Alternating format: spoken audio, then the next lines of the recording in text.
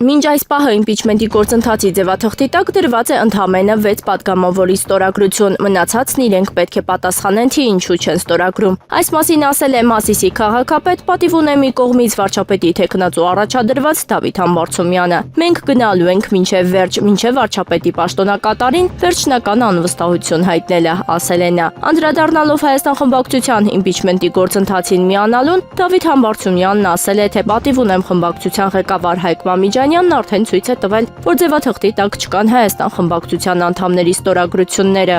Թե ինչի տակ են դրել եւ ոնց են դա ներկայացնելու, ճիշտ կլինի իրենց հարցնել, նշել է Դավիթ Համբարձումյանը։ Նա վստահ է, որ իրենց կհաջողվի փողոցում գործընթաց գեներացնել։ Հայաստանի նախկին վարչապետ Անդրանիկ Մարգարյանն այսօր կդառնար 74 տարեկան։ Հայաստանի Հանրապետական կուսակցության ղեկավար կազմը Սերժ Սարգսյանի գլխավորությամբ Պանթեոնում էին հարգանքի տուրք մատուցելու Անդրանիկ Մարգարյանի հիշատակին։ Ձեռնպահ է մնում այդ թեմայով խոսելուց, դրա մասին Հայկ Մամիջանյանն ամեն ինչ ասել է։ Այս մասին Կոմիտասի անվան զբոսայգու Պանթեոնում Հայաստանի Հանրապետության նախկին վարչապետ Անդրանիկ Մարգարյանի ծննդյան առիթով հարգանքի տուրք մատուցելուց հետո լրագրողների հետ զրույցում նշել է Հայաստանի Հանրապետության երրորդ նախագահ Սերժ Սարգսյանը, արձագանքելով իմպիչմենտի գործընթացի վերաբերյալ Հայաստան խմբակցության գործողություններին։ Ով է ասել, որ այդ գործընթացը դատապարտված է։ Գործընթացը սկսում է, երբ ազգային ժողովի մեկ պատգամավոր առաջադրում է վարչապետի թեկնածու, ասել է Սարգսյանը։ Դիտարկմանը, թե 36 ստորագրություն է պետք, ինչը չկա, ինչպես են ազգային ժողովում գործընթաց սկսելու, Սերժ Սարգսյանը պատասխանել է։ Մենք ասացինք, որ ազգային ժողովի նիստերի դահլիճ բերելու ենք, երբ ունենանք 54 ստորագրություն, 36-ը կապ չունի, ընդգծել է երրորդ նախագահը։ Նշենք, որ 3 տեղի են ունեցել բանակցություններ Հայաստան եւ պատիվ ունեմ խմբակցությունների միջև։ ԱՄՆ պետքարտուղար Մարկո Ռուբիոն շնորհավորել է ռուսներին Ռուսաստանի օրվա կապակցությամբ, նրա շնորհավորանքները տարածել է պետդեպարտամենտը։ Նա ընդգծել է Ռուսաստանի Դաշնության հետ կառուցողական հարաբերություններ ստեղծելու իր հանձնառությունը հանուն Ուկրաինայի հետ խաղաղության։ Ռուբիոն հույս է հայտնել, որ Ուկրաինայի հակամարտության կարգավորումը կհանգեցնի ԱՄՆ եւ Ռուսաստանի միջև փոխշահավետ հարաբերությունների։ Միացյալ Նահանգների ժողովրդի անունից ցանկանում եմ շնորհավորել ռուս ժողովրդին Ռուսաստանի օրվա կապակցությամբ Միացյալ Նահանգները հավատարիմ է մնում ռուս ժողովրդին ավելի լուսավոր ապագայի ձգտումներում աջակցելուն, ասված է շնորհավորանքում։ Հնդկաստանի արևմտյան Ահմեդաբադ քաղաքի օդանավակայանի մոտակայքում օդ բարձրանալուց հետո կործանվել է ուղևորատար ինքնաթիռ։ Air India ընկերությանը պատկանող Boeing 787 Dreamliner, որի մեջ եղել է 290 ուղևոր, ուղևորվում էր Լոնդոն։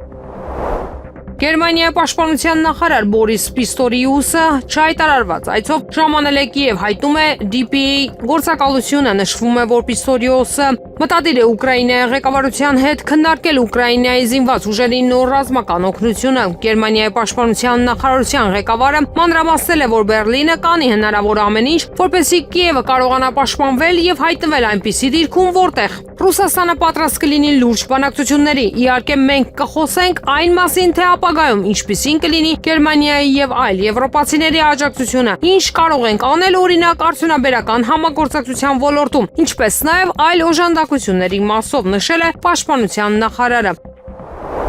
Մերձավոր արևելքում գտնվող ԱՄՆ բոլոր ռազմաբազաները բերվել են լիակատար զգոնության, այս մասին հայտնում է Military Observer Telegram-ի անալիքը, հաղորդվում է նաև, որ Պենտագոնն Իրանից պոտենցիալ հարված է ակնկալում, եթե Իսլամական Հանրապետության միջուկային ծրագրի շուրջ ԱՄՆ-ի հետ բանակցությունները ձախողվեն։ Արաբական Միացյալ Էմիրությունների ամերիկյան Al-Dafra ավիաբազայում սկսվել է ոչ հիմնական անձնակազմի տարհանումը, ինչպես հայտնում է Reuters-ը, հղում անելով աղբյուրներին, ԱՄՆ-ն պատրաստվում է Իրաքում դեսպանատան տարհանմանը տարածաշրջանում անվտանգության սպառնալիքների ավելացման պատճառով։ ԱՄՆ զինված ուժերի շտաբի պետերի միացյալ շտաբի նախագահ գեներալ Դեքեյնը հայտարարել է, որ Ռուսաստանի Դաշնության նախագահ Վլադիմիր Պուտինը կանգ չի առնում Ուկրաինայում, եթե հակամարտությունն ավարտվի Մոսկվայի օգտին։ Այս մասին նա ասել է ԱՄՆ կոնգրեսում լսումների ժամանակ, գրում է The Hill-ը։ Հոդվածում նշվում է, որ նման հռետորաբանությունը կտրուկ հակասում է այս հարցում ԱՄՆ նախագահ Դոնալդ Թրամփի դիրքորոշմանը։ Լսումների ժամանակ սենատոր Լինսի Գրեմը Քեյնին մի շարք հարցեր է տվել արտաքին հակամարտությունների վերաբերյալ, հարցնելով, թե Պուտինը կկանգնի արդյոք Ուկրաինայում, գրում է թերթը։ Չեմ հավատում, որ դա այդպես է, ի պատասխան ասել է Քեյնը։ ԱՄՆ նախագահ Դոնալդ Թրամփը պետք է պատժամիջոցներ սահմանի Ռուսաստանի դեմ Մոսկվայում բանակցությունների սեղանի շուրջ նստեցնելու համար։ Այս մասին Բիլդին տված հարցազրույցում ասել է Ուկրաինայի նախագահ Վոլոդիմիր Զելենսկին։ Կարծում եմ, որ պատմականորեն Թրամփի համար ոչինչ չի կարող ավելի կարևոր լինել, քան խաղաղության վերականգնումն ամբողջ աշխարհում։ Թրամփը պետք է պատժամիջոցներ սահմանի, որպեսզի Պուտինը անմիջապես ասի՝ եկեք խոսենք պատերազմի ավարտի մասին։ Նրա խոսքով Թրամփը տեսնում է, որ ռուսական կողմը լիովին ազնիվ եւ բաց չէ։ Զելենսկին պնդում է, որ Մոսկվան ուժից բացի ոչինչ չի հասկանում, եւ Ամերիկան ունի այդ ուժը, նա հույս է հայտնել, որ Վաշինգտոնը հասկանում է դա։ Եվրամիությունն առաջարկել է պատժամիջոցներ սահմանել չինական երկու փոքր բանկերի դեմ Ռուսաստանին օգնելու համար շրջանցելու միության պատժամիջոցները, այս մասին հայտնում է Bloomberg-ը։ Հրատարակությունը նշում է, որ սահմանափակումների շրջանակներում կարգելվի ցանկացած գործարք Ռուսաստանի եւ Չինաստանի սահմանին տեղակայված երկու տարածաշրջանային վարկային հաստատությունների հետ։ Ընդգծվում է, որ չինական երկու բանկերը կասկածվում են ռուսական կողմին Եվրամիության ներկայիս առևտրային սահմանափակումները շրջանցելու հարցում օգնելու մեջ։ Գործակալությունը չի նշում, թե չինական որ վարկային հաստատությունները կենթարկվեն պատժամիջոցների։ Իսրայելը լիովին պատրաստ է Իրանի դեմ գործողություն սկսելու, հաղորդում է CBC News-ը, վկայակոչելով բազմաթիվ աղբյուրներ։ Նրանց խոսքով ԱՄՆ-ն Իրանի կողմից հնարավոր պատասխան հարված է ակնկալում Իրաքում ամերիկյան օբյեկտներին։ Սա է պատճառներից մեկը, որ ԱՄՆ որոշ քաղաքացիների, այդ թվում դիվանագետների եւ զինվորականների հարազատներին խորհուրդ է տրվել նախորդին հեռանալ Մերձավոր Արևելքից։ Ինչպես նշվում է CBC News-ը, չնայած տեղի ունեցողին Մերձավոր Արևելքում ԱՄՆ նախագահ Դոնալդ Թրամփի հատուկ բանագնաց Սթիվ Ուիտկովը մտադիր է առաջիկա օրերին հանդիպել Իսլամական Հանրապետության ներկայացուցիչների հետ միջուկային ծրագրի շուրջ բանակցությունների 6-րդ փուլի համար։ ԱՄՆ ներգաղթի իշխանությունները մտադիր են մարտավարական ստորաբաժանումներ տեղակայել 5 շրջաններում, որոնք կառավարվում են դեմոկրատական կուսակցության ներկայացուցիչների կողմից, հայտնում են NBC-ն, հողում անելով աղբյուրներին։ Նրանց տվյալներով ստորաբաժանումները նախատեսվում է ուղարկել Սիեթլ, Չիկագո, Ֆիլադելֆիա, Նյու Յորք եւ Հյուսիսային Վիրջինիայի շրջան։ Նշվում է, որ այս քաղաքների բոլոր ստորաբաժանումներին հրահանգ է տրվել պատրաստ լինել տեղակայման, մինչ այս Կալիֆոռնիայի նահանգապետ Գևին Նյուսոմը հրաժարվել էր ընդունել Ֆլորիդայի նահանգի օգնությունը Լոս Անջելեսում բողոքի ցույցերը դադարեցնելու համար։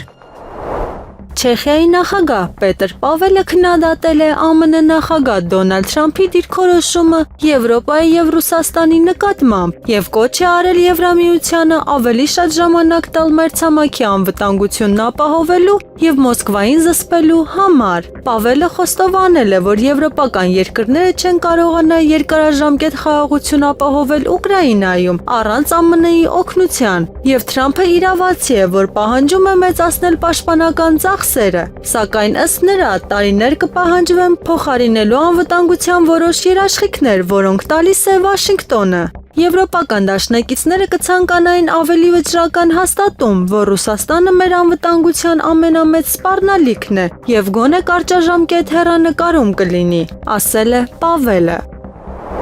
Լոս Անջելեսի ոստիկանությունը ռետինե փամփուշտներ է կիրառել հարյուրավոր ցուցարարների դեմ պարետային ժամի գոտուց դուրս։ Ակտիվիստները երթով անցել են քաղաքով, մոտ 1 ժամ ոստիկանները չեն միջամտել, սակայն ավելի ուշ ավտոմեքենաներով անվտանգային ուժերը շրջափակել են ամբոխին։ Իրենց ավտոմեքենաներից իջնելով ոստիկանները ռետինե փամփուշտներ են կիրառել։ Ոստիկանության գործողություններից հետո հավաքվածները նահանջել են, բայց չեն ցրվել։ Նախորդին ԱՄՆ նախագահ Դոնալդ Թրամփի քաղաքականության հակառակորդները հայտարարել էին զանգվածային ցույցեր ամբողջ երկրում որպես No Kings ակցիայի մի մաս, որը նախատեսվում է անցկացնել հունիսի 14-ին Վաշինգտոնում զորահանդեսի օրը։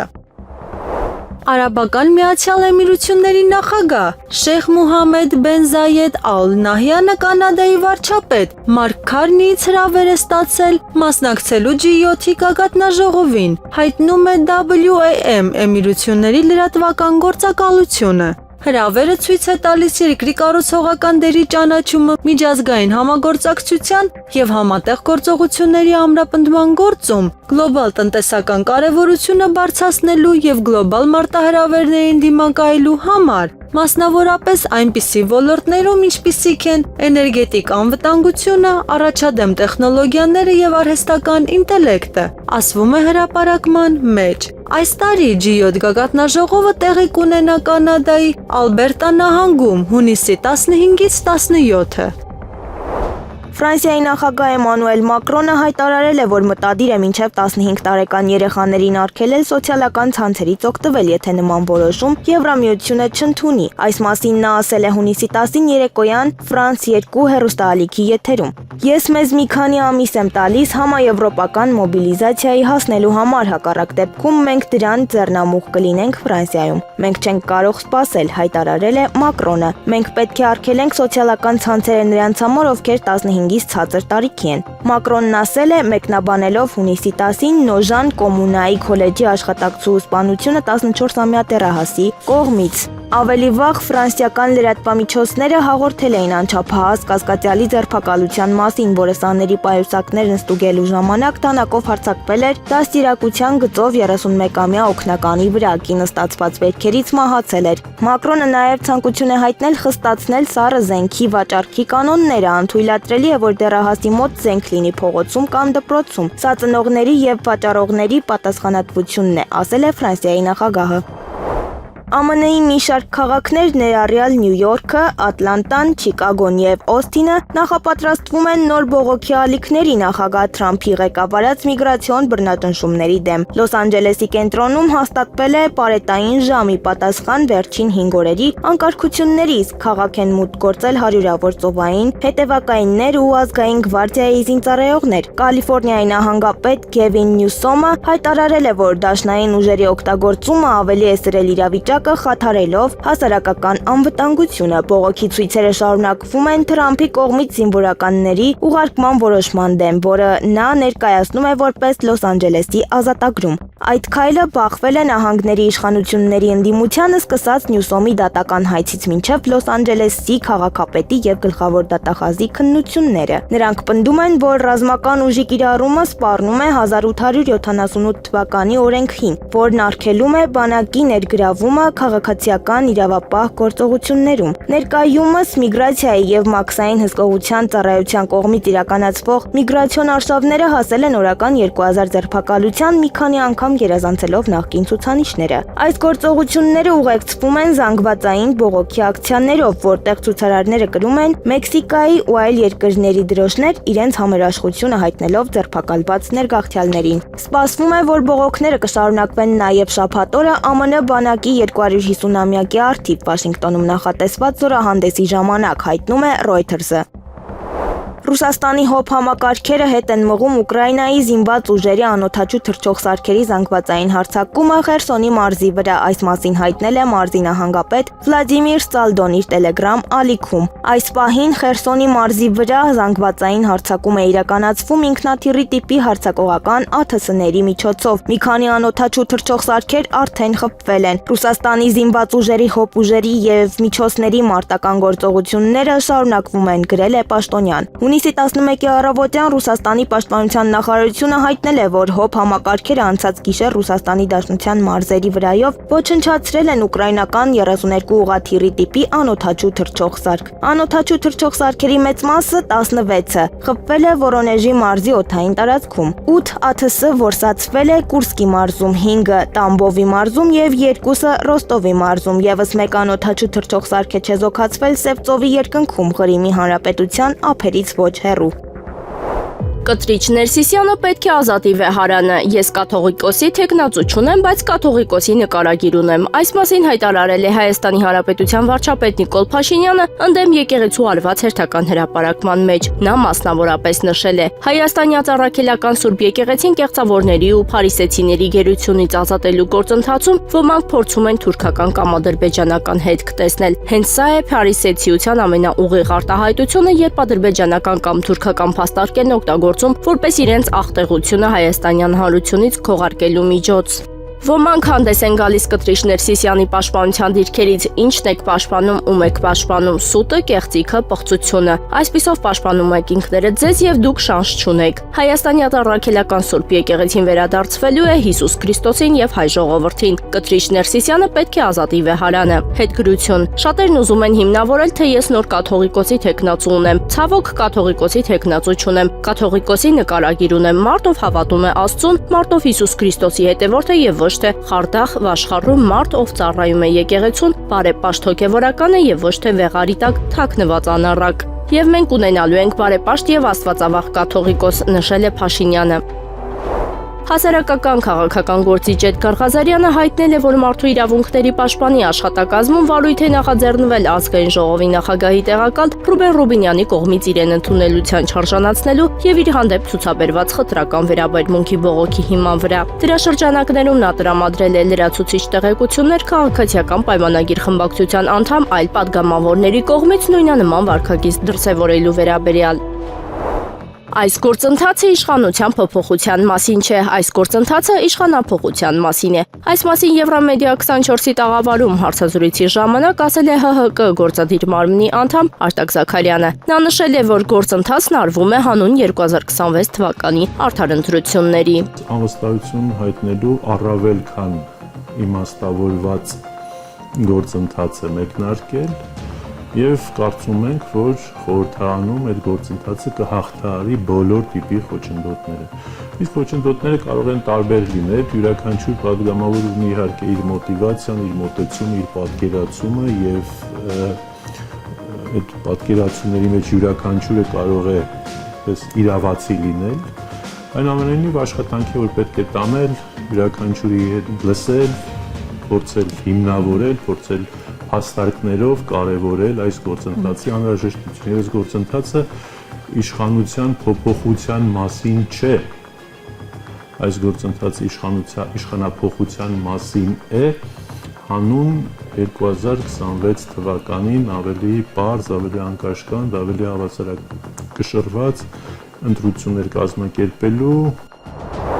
ԲՏԱ նախարար Մխիթար Հայրապետյանը հայտնել է, որ Հայաստանում կկառուցվի $500 միլիոն արժողությամբ AI գործարան տարածաշրջանի խոշորագույն տեխնոլոգիական նախագիծը։ Նա նշել է, որ Հայաստանը միանում է արհեստական բանականության գլոբալ շարժին ոչ որպես դիտորդ, այլ որպես նոր հնարավորություններ ստեղծող։ ՀՀ կառավարությունը որոշ ընկերությունների հետ ամիսներ տևած նախապատրաստական աշխատանքներից հետո մեկնարկում է համատեղ նախագիծ, որը փոխելու է տարածաշրջանի տեխնոլոգիական քարտեզը։ Նախագծի շրջանակում կիրականացվի $500 միլիոն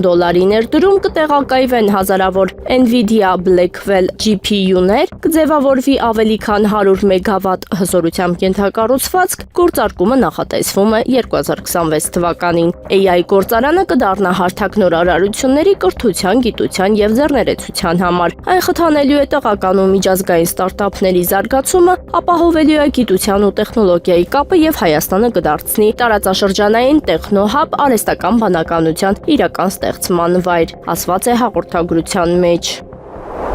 ԱՄՆ պետքարտուղար Մարկո Ռուբիոն երեքշաբթի աշխարհի տարբեր երկրներում գտնվող ԱՄՆ դեսպանատներին հրամայել է կատարել ԱՄՆ միջազգային զարգացման գործակալության USAID մնացած բոլոր աշխատակիցներին աշխատանքից ազատելու հրամանը։ Գրում է Associated Press գործակալությունը։ Նա նշել է, որ պետքարտուղարությունը մինչև երկուշաբթի կստանձնի USAID-ի արտաքին օգնության ծրագրերի վերահսկողությունը։ Ռուբիոն դեսպանատներին խորհուրդ է տվել հետևել գերատեսչության ծրագրին մինչև սեպտեմբերի 30-ը, լուծարել USAID-ի բոլոր արտասահմանյան առաքելությունները։ USAID-ի մնացած բոլոր աշխատակիցների կրճատումը ԱՄՆ օգնության գործակալության լուծարման եւ Թրամփի վարչակազմի եւ Իլոն Մասկի կառավարման արդյունավետության դեպարտամենտի կողմից ավելի քան 10,000 աշխատակիցների ու կապալառունների կրճատման վերջին քայլն է։ Նրանք USAID-ին դարձրել էին աշխատանքից ազատման առաջին թիրախներից մեկը։ ԱՄՆ դաշնային դատավորը ժամանակավորապես արգելափակել էր ԱՄՆ նախագահ Դոնալդ Թրամփի հրամանագիրը, որը նախատեսում էր զանգվածային կրճատումներ մի շարք դաշնային գերատեսչություններում, ներառյալ պետքարտուղարությունում։ Հայցվորները պնդում են, որ Ռուբիոյի վերակազմակերպման ծրագիրը խախտում է դատարանի արգելքը։ Թրամփի վարչակազմը պնդում է, որ ծրագիրն արդեն իսկ ուժի մեջ էր, երբ նախագահ հրամանագիր էր հրապարակել, ուստի խախտում չէր կարող լինել։ ԱՄՆ շրջանային դատավոր Սյուզան Իլստոնը դեռևս դատավճիռ չի ընդունել։ Ուկրաինայի նախագահ Վոլոդիմիր Զելենսկին իր երեկոյան ելույթի ժամանակ կրկին կոչ է արել կանգնեցնել Ռուսաստանին։ Նրանց պետք է կանգնեցնել, եւ սա անհրաժեշտ է ոչ միայն մեզ Ուկրաինայում, ամբողջ աշխարհը կշահի Ռուսաստանին խաղաղության պարտադրելուց, ասել է Ուկրաինայի ղեկավարը։ Զելենսկին հավելել է, որ որքան երկար շարունակվի հակամարտությունը Ուկրաինայում, այնքան ավելի կփոխվեն պատերազմի տեխնոլոգիաները։ Նրա խոսքով, եթե իրադարձությունները այսպես զարգանան, սպառնալիքը կմեծանա բոլորի համար։ Անօրինական ներգաղթյալների նկատմամբ իրականացված ռեյդերի դեմ բողոքի ցույցերը Կալիֆոռնիայից տարածվել են Տեխաս, Քենթուքի եւ Ջորջիա նահանգներ, հաղորդում է CNN-ը։ Մասնավորապես Տեխասի նահանգապետ Գրեգ Էբոտը հայտարարել է, որ բողոքի ցույցեր են տեղի ունեցել Օսթինում եւ Դալլասում։ Ներգաղթի դեմ բողոքի ցույցեր են տեղի ունեցել Քենթուքիի եւ Ջորջիայի ամենամեծ քաղաքներում՝ Լուիսվիլում եւ Ատլանտայում։ Այսօր աշխարհը ավելի մոտ է միջուկային ոչնչացմանը, քան երբևէ։ Այս մասին հայտարարել է ԱՄՆ ազգային հետախուզության տնօրեն Թուլսի Գաբարդը X սոցիալական ցանցում։ Գաբարդը խոսել է ամերիկյան ատոմային ռմբակոծության հետևանքների մասին։ Նա ընդգծել է, որ այսօր միջուկային զենքն ավելի հզոր է դարձել։ Սա է իրականությունը, որովհետև այսօր, երբ մենք բոլորս ավելի մոտ ենք միջուկային ոչնչացմանը, քան երբևէ, քաղաքական էլիտայի պատերազմ հրահրողները անզգուշորեն սնուցում են վախ եւ լարվածություն միջուկային տերությունների միջև, ասել է Գաբարդը։ Անհայտ անձինք հարձակվել են Սիրիայի անվտանգության ուժերի անդամների վրա։ Այս մասին հաղորդում է ՍԱՆԱ գործակալությունը հղումալելով աղբյուրին։ Նշվում է, որ միջադեպը տեղի է ունեցել Լիբանանի հետ սահմանի մոտ։ Հարձակման հետևանքով վիրավորվել է Սիրիայի անվտանգության ուժերի 3 անդամ։ Ազգային ժողովի պատիվ ունեմ խմբակցությունը տվել է իմպիչմենտի մեկնարկը։ Խմբակցության ղեկավար Հայկ Մամիջանյանը հրապարակել է վարչապետին անվստահություն հայտնելու ձևաթուղթը իրենց ստորագրություններով։ Նշենք, որ այսօր ժամը 12:30-ին տեղի է ունեցել Հայկ Մամիջանյանի եւ Ազգային ժողովի Հայաստան խմբակցության ղեկավար Սերյան Օհանյանի հանդիպումը, որի ընթացքում պետք է քննարկվեր Նիկոլ Փաշինյանին անվստահություն հայտնելու գործընթացին Հայաստան խմբակցության падգամավորների միանալու հարցը։ Հայկ Մամիջանյանը ԶԼՄ ներկայացուցիչների հետ զրույցում ասել է, որ ձևաթղթի տակ կա պատիվ ունեմ խմբակցության 6 падգամավորի ստորագրություն, իսկ թե ինչ է պատրաստվում անել Հայաստան դաշինքը, ապա Մամիջանյանը նշել է, որ այդ մասին կհայտարարի Հայաստան դաշինքը։ Փաշինյանն աղանդավորներին կուղորդի մայրաթոռ։ Այս մասին Եվրոմեդիա 24-ի տաղավարում հարցազրույցի ժամանակ ասել է ռազմական փորձագետ Հայկ Նահապետյանը։ Նրա կարծիքով Փաշինյանը հրահանգ է ստացել վեհափառից ազատվելու, սակայն ինչպես նախորդ անգամները, այս անգամ եւս չի ստացվի։ Փաշինյանը իր վրա վերցնում է գործառույթ, որի իրավասությունը ոչ իրավական առումով, ոչ հոգևոր առումով, ոչ բարոյական առումով իրավունք չունի։ Այսինքն ինքը հիմա մտնում է մի դաշտ, որտեղ իր պարտությունը արդեն դաջված է։ Մնում է կնիկը խփել։ Ինչպես։ Թող փորձի այդ խումբ է հավաքում, մասնագետներ է հավաքում, ինքը դառնում է այդ անձանց գնահատողը, որքանով են եկեղեցու զավակ եւ այլն։ Ես ձեզ կարող եմ մեկ զուգահեռվել 2018 թվականին եւ դրանից հետո եւս 2 անգամ փորձարվել է ապօրինի ձևով վեհապար հայրապետին կահանքեց անել։ Առաջին անգամ այն անձինք, ովքեր որ ներգրավված էին, այո, որտեղ կային մի քանի հոգևորականներ, որոնք հետո կարգալուց եղան, ուրեմն նրանց կեցվածքի հետևյալն էր, իրենք գնահատում էին, որ եկեղեցին ճիշտ չի կառավարվում, չունենալով կարգավիճակ, որ եկեղեցու ամբողջ ներքին գործունեությունը իրապես գնահատեին, ճիշտ գնահատեին, եւ հետապնդում էին իրենց եսը, իրենց էգոն, ոչ ավել եւ ոչ պակաս։ Եկեղեցուց միգուցե մի քանի 100 դժգո նախկին եկեղեցու որոշ եկեղեցիների հոտի անդամներ եւս դժգո են, բայց սա որից է ձևով իրավունք չի տալիս վեհապար հայրապետին կահանքեց անել։ Հունիսի 10-ին տեղի է ունեցել քաղաքացիական պայմանագիր կուսակցության վարչության նիստ, որը վարել է վարչության նախագահ Հայաստանի Հանրապետության վարչապետ Նիկոլ Փաշինյանը։ Այս մասին հայտնել են ՔՊ գրասենյակից։ Քննարկվել են կուսակցական, քաղաքական եւ հանրային կարեւորություն ունեցող, ինչպես նաեւ կուսակցության առաջիկա համաժողովին առնչվող հարցեր։ Բաքվում ապօրինաբար պահվող Արցախի նախկին պետնախարար Ռուբեն Վարդանյանի գործով դատական ֆարսի ժամանակ դատարանը մերժել է Վարդանյանի միջնորդությունները մեղադրական ակտը ընտանիքին հանձնելու եւ դրա ռուսերեն թարգմանությունը ստուգելու մասին, վկայակոչելով նախկին կայացված որոշումները։ Ռուբեն Վարդանյանի գործով հաջորդ դատական ֆարսը տեղի կունենա Բաքվում հունիսի 17-ին։ Հայաստանի ազգային ժողովի նախագահի տեղակալ ԵԽԽՎ-ում Հայաստանի ազգային ժողովի պատվիրակության ղեկավար Ռուբեն Ռուբինյանը եւ պատվիրակության անդամները հունիսի 11-ին հանդիպել են Եվրոպայի խորհրդի գլխավոր քարտուղար Ալեն Բերսեին։ Տարածաշրջանային զարգացումների համատեքստում անդրադարձ է եղել Հայաստանի եւ Ադրբեջանի միջև խաղաղության պայմանագրի շուրջ ընթացող գործընթացին, բարձրացվել է Ադրբեջանում գտնվող գերիների ապօրինի պահվող եւ անհետ կորած անձանց խնդրին ու այս հարցում կարևորել ԵԽ-ի աջակցությունը։ Լոս Անջելեսի որոշ շրջաններում պարետային ժամ է սահմանվել շարունակվող բողոքի ցույցերի պատճառով, հայտարարել է Լոս Անջելեսի քաղաքապետ Կարեն Բասը։ Ես այսօր երեկոյան ժամը 8-ից Լոս Անջելեսի կենտրոնում պարետային ժամ եմ սահմանել։ Եթե դուք չեք ապրում կամ չեք աշխատում Լոս Անջելեսի կենտրոնում, խուսափեք այդ տարածքից։ Իրավապահ մարմինները կձերբակալեն պարետային ժամը խախտող յուրաքանչյուրին, ասվում է հաղորդագրության մեջ։ Հունիսի սկզբին ԱՄՆ ներգաղթի և մաքսային ծառայության կողմից Լոս Անջելեսի կենտրոնում անօրինական ներգաղթյալներին հայտնաբերելու համար անցկացված ռեյդը վերածվեց ցուցարարների հետ բախումների։ Սպիտակ տան պաշտոնյաները քաղաքում տեղի ունեցած բողոքի ցույցերը համարեցին օրենքի դեմ ապստամբություն։ Կալիֆոռնիայի ազգային գվարդիան շուտով ժամանեց Լոս Անջելես։ Քաղաքի կենտրոնում գտնվող դաշնային շենքի մոտ նկատվել են մոտ 1 տասնյակ ազգային գվարդիայի անդամներ։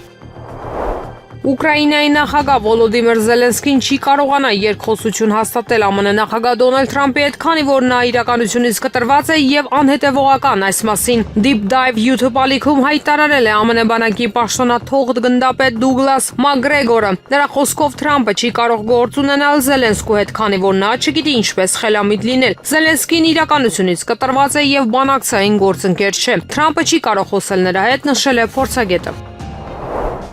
Լոս Անջելեսում ցուցարարները թալանել են 23 ձեռնարկություններ եւ միլիոնավոր դոլարի վնաս են պատճառել տեղական ձեռնարկություններին։ Այս մասին ասել է Լոս Անջելեսի քաղաքապետ Կարեն Բասը Fox News հեռուստալիքով հեռարձակվող մամուլի ասուլիսում։ Անցած գիշեր թալանվել է 23 սեփականություն, զգալի վնաս է հասցվել բիզնեսին եւ գույքին, ասել է նա։ Բասը նշել է, որ ցուցարարները գրաֆիտի են արել քաղաքի կենտրոնում գտնվող բազմաթիվ շենքերի վրա։ Լոս Անջելեսի կենտրոնական քաղաքային ասոցիացիայի գլխավոր տնօրեն Նելա Մակոսքերի նախնական հաշվարկների համաձայն բողոքի ակցիաների արդյունքում ձեռնարկություններին հասցված ընդհանուր վնասը կազմում է միլիոնավոր դոլարներ։ Ռուսաստանի Դաշնության արտաքին գործերի փոխնախարար Ալեքսանդր Գրուշկոն ապագայի ֆորում 2050-ի շրջանակում հայտարարել է, որ Ռուսաստանը պատրաստ է հետ մղել ՆԱՏՕ-ի սպառնալիքները Բալթյան երկրներում, այս մասին հայտում է ՌԻԱ Նովոստին։ Դիվանագետի խոսքով Ռուսաստանը ուշադիր հետևում է Բալթիկ ծովում ՆԱՏՕ-ի զորավարժություններին, եթե նայեք ՆԱՏՕ-ի բոլոր գործողություններին արևելյան թևում, կարող ենք փաստել, որ սա իրականում մեկ մեծ զորավարժություն է, որը միավորված է Ռուսաստանին սահմանափակելու ընդհանուր գաղափարով, բայց բաժանված է հատվածների, որպեսզի այդքան սպառնալից չթվա, բայց մեր զինվորականները հասկանում են ամեն ինչ, ուստի մենք պատրաստ ենք հետ մղել ցանկացած սպառնալիք, ասել է Գրուշկոն։ Նա հավելել է, որ ձեռնարկվել են բոլոր անհրաժեշտ միջոցները, մանրամասնելով, որ խոսքը վերաբերում է Մոսկվայի եւ Լենինգրադի ռազմական շրջանների վերստեղծմանը։ Ռուսաստանի նախագահի օգնական Վլադիմիր Մեդինսկին ուկրաինական հակամարտությունն անվանել է երկու եղբայրների վեճ։ Նրա խոսքերը մեջբերում է The Wall Street Journal պարբերականը։ Ուկրաինայի հակամարտությունն ինձ հիշեցնում է երկու եղբայրների ավագի եւ կրտսերի վեճ, թե նրանցից ով է ավելի խելացի եւ կարեւոր, ասել է նա։ Նրա խոսքով հակամարտությունը միայն խորացում է հակասությունները երկու երկրների միջև եւ հենց այդ պատճառով էլ Ռուսաստանը ձգտում է հնարավորինս շուտ ավարտել այն։ Եղանակը առաջիկա օրերին։ Հայաստանի Հանրապետության տարածքում հունիսի 12-ից 13-ի կեսօրից հետո 14-ից 16-ի գիշերը եւ կեսօրից հետո առանձին շրջաններում սպասվում է կարճատև անձրև եւ ամպրոպ։ Հնարավոր է նաեւ կարկուտ։ Հունիսի 12-ից 13-ի գիշերը սպասվում է առանց տեղումների եղանակ։ Օդի ջերմաստիճանը հունիսի 12-ից 13-ին աստիճանաբար կբարձրանա 3-ից 5 աստիճանով։ Երևան քաղաքում հունիսի 12-ից 14-ի գիշերը սպասվում է առանց տեղումների եղանակ։ Հունիսի 12-ից 14-ի երեկոյան, 15-ից 16-ի գիշերը եւ երեկոյան հնարավոր է կարճատև անձրև եւ ամպրոպ։ Մայրաքաղաքում հունիսի 12-ից 3-ը կլինի 30-ից 32 աստիճան տաքություն, իսկ երեկոյան ժամերին կգրանցվի +26-ից մինչև +26 աստիճան։